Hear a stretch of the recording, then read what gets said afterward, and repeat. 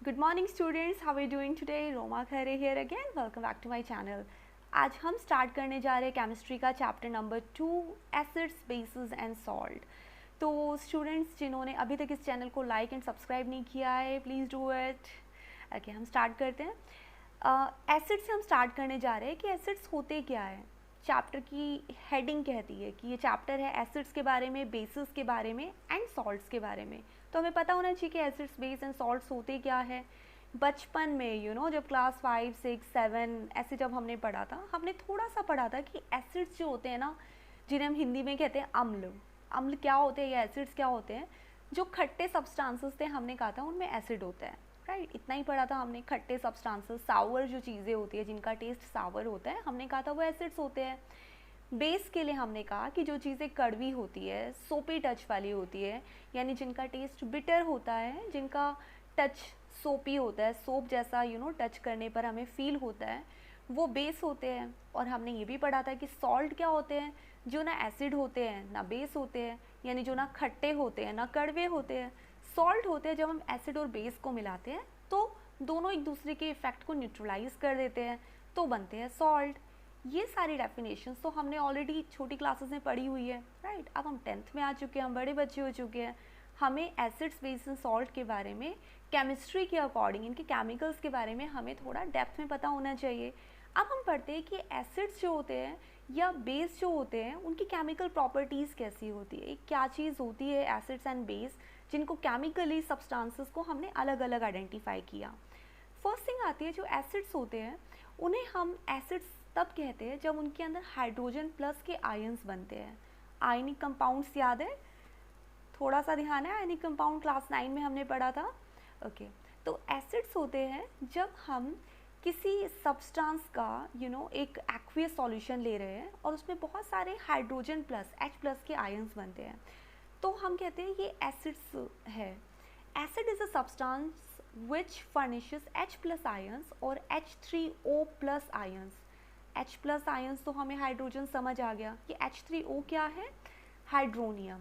Hydronium plus ions when dissolved in water. अगर हम इन्हें पानी में डिजॉल्व करेंगे ना एसिड्स को, तो इसमें से दो तरह के आयंस क्रिएट होते हैं। H+ आयंस यानी हाइड्रोजन के आयंस, और कभी कभी H3O+ यानी कि हाइड्रोनियम के आयंस भी बनते हैं। एसिड्स हैव वन और मोर रिप्लेसेबल हाइड्रोजन आइटम्स। एक से ज़्यादा रिप्लेसेबल हाइड्रोजन आइटम्स होते हैं। The word acid is derived from the Latin name acidus which means sour taste, यानी कि हमें पता है कि एसिड्स का टेस्ट सावर होता है। जिस लैंग्वेज से लिया गया है उसमें एसिडस का मीनिंग ही होता है sour. Substances with sour taste are acids. Lemon juice हो गया, विनेगर हो गया, ग्रेप जूस हो गया, इन सब का टेस्ट कैसा होता है? सावर होता है। So they are acidic. They change blue litmus to red. इसकी सेकंड प्रॉपर्टी याद कीजिए जल्दी से, प्रीवियस क्लासेस में हमने एसिड्स को चेक किया हुआ है। हमने कैसे एसिड्स को चेक किया था? इंडिकेटर्स डाल के। कुछ इंडिकेटर्स थे जिनसे हमने चेक किया कि एसिड है कि बेस है, कैसे पता चलेगा? तो जब हम लिटमस पेपर नाम का एक इंडिकेटर यूज़ करते हैं, ये पेपर की फॉर्म में भी आता है, सॉल्यूशन की फॉर्म में भी आता है ऑब्वियसली, तो जब हम इसे इस्तेमाल करते हैं किसी एसिड पर, यानी एसिड के अंदर डिप करके निकालेंगे, तो एसिड्स जो होते हैं उसको रेड कर देते हैं। किसको रेड कर देते हैं? ब्लू लिटमस पेपर को रेड कर देते हैं। रेड तो रेड ही रहेगा, रेड के अंदर नो चेंज, ठीक है। ब्लू लिटमस पेपर को रेड कर देते हैं। They are colourless with phenolphthalein. ये फिनोल्फिथिलीन नाम के इंडिकेटर के साथ भी रिएक्ट करते हैं। और नो कलरलेस यानी कि इनका जो भी कलर है कोई चेंज नहीं होता। And pink with methyl orange, लेकिन मिथाइल ऑरेंज को ये पिंक कलर में कन्वर्ट कर देते हैं। They are many substances contain acid and hence taste sour such as curd, tamarind, lemons etc. तो ये सारी की सारी चीज़ें हम एसिड्स की कैटेगरी में रखते हैं। तो आपको यहाँ पर 2 या 3 पॉइंट्स है जिनको ध्यान रखना है। फर्स्ट थिंग है, एसिड्स होते हैं जो हमें H+ आयंस देते हैं। सब्सटेंसेस दोज गिव H+ या hydronium ions when dissolved in water. Second thing, they turn, yes, किस पेपर को किस पेपर में कन्वर्ट करते हैं? ब्लू लिटमस पेपर को रेड लिटमस पेपर में कन्वर्ट करते हैं। एंड थर्ड पॉइंट है कि हमें ये भी ध्यान रखना है कि जो एसिड्स होते हैं उनका टेस्ट सावर होता है। इतना क्लियर एसिड्स के बारे में। अब हम पढ़ते हैं classification of acids. Classifications of acids start करते हैं बेस्ड ऑन देयर सोर्सेस। तो फर्स्ट थिंग है कि एसिड्स को हमने किन किन कैटेगरीज में डिवाइड किया हुआ है। एसिड्स को हमने डिवाइड किया हुआ है या तो जिस सोर्स से हम उन्हें ऑब्टेन करते हैं उस कैटेगरी से, या फिर उनका जो बेस है वो किस बेस से बने हैं, है ना, उनका बेस क्या है उस पर कैटेगराइज किया हुआ है, उनके आयंस के हिसाब से हमने कैटेगराइज किया हुआ है, और साथ ही साथ कॉन्सेंट्रेशन के अकॉर्डिंग भी कैटेगराइज किया हुआ है। तो फर्स्ट थिंग आती है यहाँ पर कि जिस सोर्स से हम एसिड्स को ऑब्टेन करते हैं उस बेसिस पर हमने कैटेगरीज रखी हुई है दो। हमने कहा है कि या तो ऑर्गेनिक एसिड्स होते हैं या इनऑर्गेनिक एसिड्स होते हैं। ऑर्गेनिक एसिड्स का मतलब क्या हुआ, वो एसिड्स जो ऑलरेडी प्लांट से एनिमल से हम ऑब्टेन करते हैं, जैसे कि एसिटिक एसिड हो गया। इनऑर्गेनिक एसिड्स क्या होते हैं, इनऑर्गेनिक एसिड्स को आप कह सकते हैं रॉक्स एंड मिनरल्स से ऑब्टेन करने वाले, यानी कि ये हम किसी लिविंग बीइंग से नहीं ऑब्टेन कर रहे हैं, हम इन्हें नॉन लिविंग थिंग्स से जैसे कि रॉक्स है या मिनरल्स हैं इनसे ऑब्टेन कर रहे हैं। इनऑर्गेनिक एसिड्स को ही हम कहते हैं मिनरल एसिड्स भी, और ये बहुत स्ट्रॉन्ग एसिड्स भी होते हैं। ज़्यादातर जो स्ट्रॉन्ग एसिड्स है जैसे कि H2SO4 है, नाइट्रिक एसिड है, HCl है, हाइड्रोक्लोरिक एसिड, ये सारे के सारे जो एसिड्स हैं इन्हें हम कहते हैं मिनरल एसिड्स। और साथ ही साथ हम इन्हें स्ट्रॉन्ग एसिड्स भी कहते हैं। स्ट्रॉन्ग एसिड्स मतलब बहुत स्ट्रॉन्ग होते हैं। अभी पढ़ते हैं स्ट्रॉन्ग एसिड्स क्या होते हैं। सेकेंड थिंग आती है जो ऑर्गेनिक एसिड्स होते हैं, यानी कि एसिटिक एसिड है, इन्हें हम कहते हैं ऑर्गेनिक एसिड्स, और ये थोड़े वीक होते हैं। अब स्ट्रॉन्ग और वीक क्या होते हैं ये हम अभी पढ़ लेंगे। सेकेंड आती है कैटेगरी, अगर उनकी बेसिसिटी के बेस पर हम कैटेगरीज डिवाइड करें तो कौन कौन सी कैटेगरीज होती है। तो फर्स्ट थिंग आता है monobasic acid, dibasic acid, tribasic acid. Basic acids क्या होंगे, देखिए नाम से पता चल रहा है मोनोबेसिक एसिड मतलब एक ऐसा एसिड जिसका जो बेसिक है ना, बेसिक मतलब हाइड्रोजन है ना, हाइड्रोजन के आयन्स देते हैं ना जितने भी एसिड्स होते हैं, जिनके अंदर हाइड्रोजन का जो आयन है ना वो मोनो है। मोनो मतलब वन है, मोनो का मतलब सिंगल, राइट। डाई का मतलब टू, ट्राई का मतलब थ्री। साइंस की टर्म्स है ना, ध्यान रखिए। तो मोनोबेसिक एसिड्स का मतलब है जिसमें हाइड्रोजन का वन आयन है। जैसे हाइड्रोक्लोरिक एसिड, कितने हाइड्रोजन नज़र आ रहे हैं आपको इसके अंदर, वन हाइड्रोजन आयन दिख रहा है। नाइट्रिक एसिड के अंदर HNO3, कितने H है यहाँ पर, एक ही H है, तो हम कहते हैं ये मोनोबेसिक एसिड्स है। तो डाई बेसिक एसिड्स क्या होते हैं, डाई बेसिक एसिड्स मतलब वो एसिड्स जिनको हमने, जिसमें हाइड्रोजन के दो दो आयन्स बन रहे हैं, देख रहे हैं आप, H2SO4, H2CO3, carboxylic acid and sulphuric acids we have. Tribasic acids क्या होते हैं, ट्राई बेसिक एसिड्स मतलब ऐसे एसिड जिनके अंदर हाइड्रोजन के तीन तीन आयन्स हैं। For example we have H3PO4। इतना क्लियर है। फिर आता है बेस्ड ऑन आयोनाइजेशन। आयोनाइजेशन क्या चीज़ होती है, ओके जब हम एक एसिड या बेस का, फिलहाल एसिड्स की बात करते हैं, जब हम एसिड का एक एक्वियस सॉल्यूशन लेते हैं तो हमें पता है कि हाइड्रोजन अपने हाइड्रोजन के आयन्स रिलीज करेंगे। अगर कोई एसिड अपने एक्वियस सॉल्यूशन में बहुत सारे हाइड्रोजन के आयन्स रिलीज करता है तो हम कहेंगे बहुत स्ट्रॉन्ग एसिड है। These are acids which ionize completely in water। तो इन्होंने कहा तो ये तो पूरी तरह से जो है ना आयन्स दे देगा हाइड्रोजन के, तो ये एसिड कहलाता है स्ट्रॉन्ग एसिड। कौन सा एसिड है, HCl, hydrochloric acid, HCl stomach में भी होता है, याद है हमने पढ़ा है ये बायोलॉजी में। HCl एसिड्स बहुत स्ट्रॉन्ग एसिड होता है। These are acids which ionize completely in water, यानी पानी के अंदर ना बहुत सारे आयन्स देगा या पूरे के पूरे आयन्स दे देगा, तो ये है स्ट्रॉन्ग एसिड। तो वीक एसिड क्या होगा, ऑब्वियस सी बात है जो अपने सारे आयन्स नहीं रिलीज करेगा। These are acids which ionise partially in water, जो पानी के अंदर अपने लेस आयन्स रिलीज करेगा, तो ये पूरी तरह से आयोनाइज नहीं होता। तो ऐसे एसिड्स को हमने कहा वीक एसिड्स हैं, जैसे कि एसिटिक एसिड CH3COOH, ये एसिटिक एसिड है। विनेगर का एसिड भी हम इसे कहते हैं। ये छोटे छोटे जो नाम आ रहे हैं ना बीच बीच में, आप प्लीज़ इन्हें साथ साथ नोट करिए क्योंकि अभी इनकी केमिकल रिएक्शंस में ज़रूरत पड़ने वाली है, राइट। नेक्स्ट आता है हमारा बेस्ड ऑन कॉन्सेंट्रेशन, यानी कि जो एसिड्स होते हैं ना उनका कॉन्सेंट्रेशन लेवल के अकॉर्डिंग भी हम कहते हैं कि ये एसिड जो है ये कॉन्सेंट्रेटेड एसिड्स है या डाइल्यूटेड एसिड्स है। अब ये कॉन्सेंट्रेटेड एंड डाइल्यूटेड क्या होता है, कॉन्सेंट्रेटेड एसिड्स मतलब जो सिर्फ और सिर्फ एसिड है, थोड़ा सा पानी है, तो हम कहते हैं कॉन्सेंट्रेटेड एसिड है। डाइल्यूटेड एसिड मतलब हमने डाइल्यूट कर दिया, किसके अंदर डाइल्यूट कर दिया, पानी के अंदर डाइल्यूट, पानी के अंदर हमने ऐड किया हुआ एसिड। तो ऐसे केस में क्या होता है, डाइल्यूटेड एसिड का मतलब हुआ हमने बहुत सारा पानी लिया, उसमें एसिड की एक एक दो दो ड्रॉप करके ऐड किया, तो अब जो एसिड बना ये डाइल्यूटेड एसिड है। क्योंकि बहुत सारे एसिड्स जैसे कि इनऑर्गेनिक एसिड्स हमने पढ़े थे ना, मिनरल एसिड्स, ये सब बहुत स्ट्रॉन्ग होते हैं, ये इतने सारे पानी के अंदर आयन्स देता है हाइड्रोजन के कि हमें इसकी थोड़ी सी क्वांटिटी से रिएक्शन करवाना ईजी हो जाता है। तो ये जो डाइल्यूटेड फॉर्म में एसिड है ना, जिसे हमने हाइड्रोक्लोरिक एसिड की एक एक दो दो ड्रॉप्स डाली है पानी में, तो इस एसिड को अब जो पानी का ये जो सॉल्यूशन बना, हम इसे कहते हैं डाइल्यूटेड एसिड। कॉन्सेंट्रेटेड एसिड कौन सा था, जिसके अंदर पानी बहुत कम था, या फिर हम कह सकते हैं पानी नहीं था और उसके अंदर एसिड ही एसिड था, तब हम उसे कहते हैं कॉन्सेंट्रेटेड एसिड। नाम से देखिए ही पता चल जाएगा, डाइल्यूटेड मतलब डाइल्यूट कर दिया हमने, पानी के अंदर घोल दिया है, और कॉन्सेंट्रेटेड एसिड का मतलब हमने एसिड के अंदर कुछ खास नहीं घोला, थोड़ा बहुत पानी उसके अंदर हो सकता है या नहीं भी होगा, दैट इज़ कॉन्सेंट्रेटेड एसिड। अच्छा, यहाँ पर ना जब मैं आपसे पानी में एसिड को डाइल्यूट करने की बात कर रही हूँ, उसका मतलब हमें ये चीज़ पता होनी चाहिए कि एसिड में पानी डाइल्यूट किया जाता है या पानी के अंदर एसिड डाइल्यूट किया जाता है। जल्दी सोचिए, किसको किस में डाइल्यूट किया जाएगा। ऑब्वियसली बात है, एसिड स्ट्रॉन्ग होते हैं, जैसे हाइड्रोक्लोरिक एसिड है, सल्फ्यूरिक एसिड है, बहुत स्ट्रॉन्ग एसिड्स होते हैं। तो क्या हम इन्हें पानी के अंदर डायरेक्टली डाइल्यूट कर देंगे? ये इतने ज़्यादा एक्सप्लोजिव हो सकते हैं कि हम इन्हें डायरेक्ट डाइल्यूट नहीं करते हैं। हम क्या करते हैं, पानी लेते हैं, उसके अंदर एसिड की थोड़ी थोड़ी सी ड्रॉप्स डालते हैं ताकि एक्सप्लोजन ना हो जाए, ठीक है।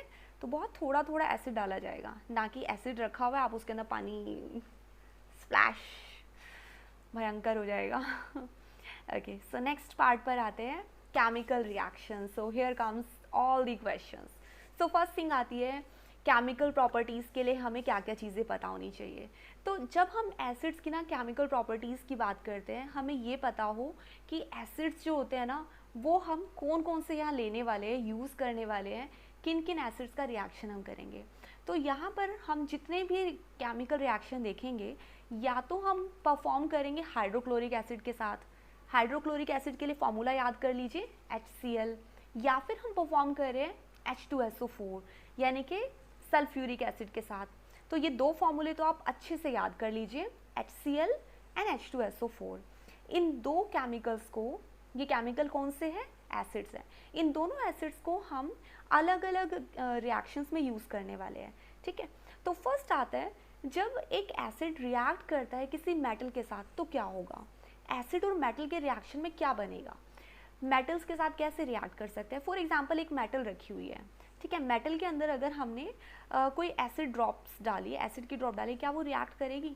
तो पहली चीज़ है कि सारे एसिड्स और सारी मेटल्स रिएक्ट नहीं करती है, सिर्फ वही मेटल्स रिएक्ट करेंगी जो हाइड्रोजन से ज़्यादा रिएक्टिव होगी।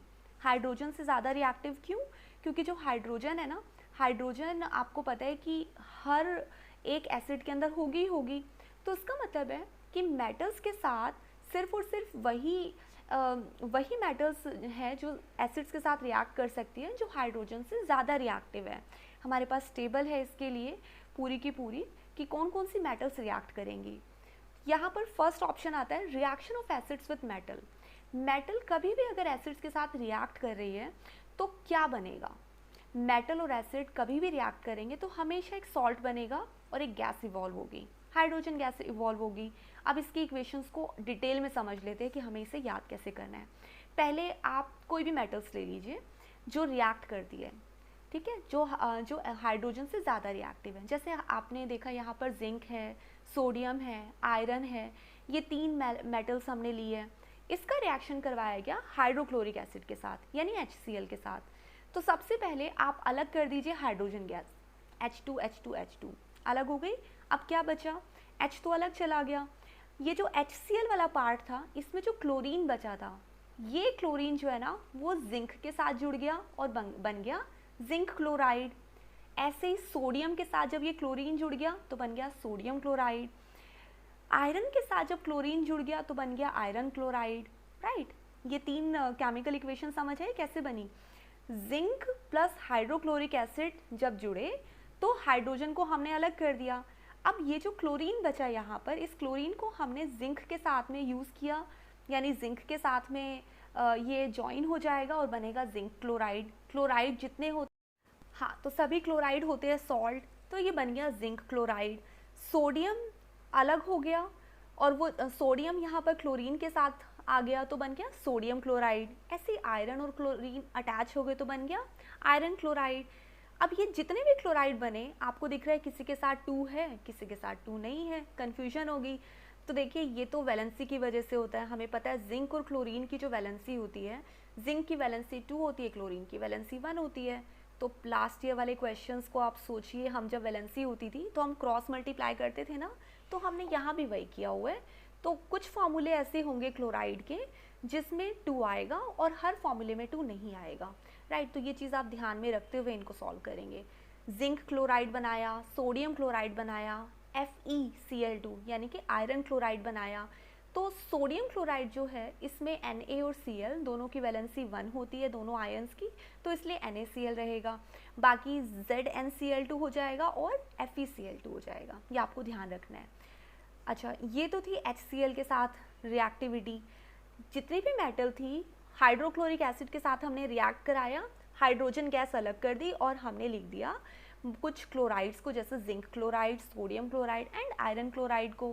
फिर आता है reactions of acids with metal carbonate, second reaction. अब पहले हमें ये पता होना चाहिए कि मेटल कार्बोनेट होते क्या है, तो हम उनके साथ रिएक्शन करवाए। मेटल्स कौन कौन सी होती है, किन किन मेटल्स के कार्बोनेट होते हैं, वो भी सोचने वाली चीज़ है। तो पहले हम अपने उन मेटल्स और मेटल के कार्बोनेट के बारे में सोच लेते हैं कि कौन कौन सी मेटल्स है और मेटल के कार्बोनेट है। तो यहाँ पर आप देखिए जो लिस्ट गिवन है, यहाँ पर है CaCO3। ये जो कार्बोनेट होते हैं ये होते हैं CO3, है ना, कार्बोनेट होते हैं CO3। तो कैल्शियम का कार्बोनेट है, कैल्शियम एक मेटल होती है, तो CaCO3 एक मेटल का कार्बोनेट हुआ। किस मेटल का कार्बोनेट हुआ? कैल्शियम का कार्बोनेट हुआ। सेकेंड इक्वेशन के अंदर इन्होंने यूज़ किया है सोडियम कार्बोनेट। सोडियम कार्बोनेट मतलब Na का CO3। अब सोडियम कार्बोनेट के लिए हमें Na2CO3 लेना पड़ता है, क्योंकि यहाँ पर जो सोडियम है ना उसके 2 एटम्स कंबाइन होते हैं कार्बोनेट के साथ, कैल्शियम कार्बोनेट, सोडियम कार्बोनेट, और थर्ड है यहाँ पर मैग्नीशियम कार्बोनेट यूज़ किया गया। मैग्नीशियम एक मेटल है, मेटल का कार्बोनेट यानी मैग्नीशियम का कार्बोनेट। ये 3 चीज़ें यहाँ पर रिएक्ट करवाई गई हैं अलग अलग एसिड के साथ, जैसे hydrochloric acid and sulphuric acid यानी कि H2SO4। हमें 2 ही तरह के रिएक्शंस ध्यान रखने हैं, हाइड्रोक्लोरिक एसिड्स के साथ या फिर सल्फ्यूरिक एसिड यानी H2SO4 के साथ में, राइट। अब ये कहते हैं कि अगर कोई मेटल कार्बोनेट एसिड्स के साथ रिएक्ट करेगी तो क्या बनेगा। अब यहाँ पर बनेंगी 3 चीज़ें। पहले क्या क्या बना था, सिर्फ हाइड्रोजन गैस बनी थी और एक सॉल्ट बना था। सॉल्ट में क्या बना था, या तो सल्फेट बनता है या फिर बनता है क्लोराइड। तो हमने देखे थे, क्योंकि हमने HCl को यूज़ किया था तो सारे के सारे क्लोराइड बने थे। यहाँ पर क्या बनेगा, जब भी हम कार्बन डाइऑक्साइड और वाटर यहाँ पर अलग करेंगे तो जो सॉल्ट बनेगा ना, सॉल्ट डिपेंड करता है कि हमने जो एसिड लिया है वो कौन सा एसिड लिया है। अगर हम लेते हैं हाइड्रोक्लोरिक एसिड तो क्लोराइड बनेगा, हम लेते हैं सल्फ्यूरिक एसिड तो बनता सल्फेट। कैसे, देखिए यहाँ पर डिस्प्लेसमेंट रिएक्शन हो रहा है। हमने लिया कैल्शियम कार्बोनेट, ठीक है, कैल्शियम कार्बोनेट को एक बार प्रोसेस करवाया H2SO4 के साथ। आप फर्स्ट इक्वेशन देख रहे हैं ना, H2SO4 के साथ जब हमने ये रिएक्शन करवाया तो बना CO2 और H2O, ये तो डेफिनेटली बनेगा, है ना, पानी बनेगा, कार्बन डाइऑक्साइड गैस भी इवॉल्व होगी। और अब क्या बनेगा, ये जो कैल्शियम है ये डिस्प्लेस कर चुकी है हाइड्रोजन को और ये इसका सल्फेट गेन कर लेगी। ये कैल्शियम हाइड्रोजन को डिस्प्लेस करके सल्फेट गेन कर लेगी, तो ये बन जाएगा कैल्शियम सल्फेट। और हमें पता है कि सल्फेट भी जो होते हैं वो भी क्या होते हैं, नमक होते हैं यानी सॉल्ट होते हैं। तो यहाँ पर बना कैल्शियम का सल्फेट, राइट।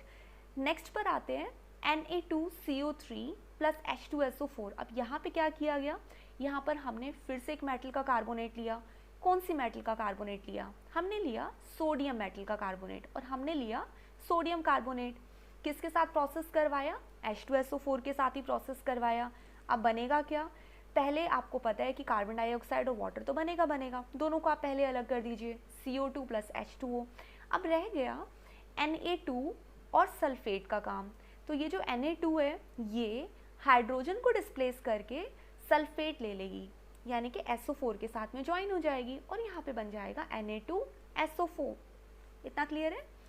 फिर आएगा हाइड्रोजन वर्ड की जगह कभी कभी हम ये भी कहते हैं सोडियम बाइकार्बोनेट, राइट, हम इसे बाइकार्बोनेट भी कह देते हैं।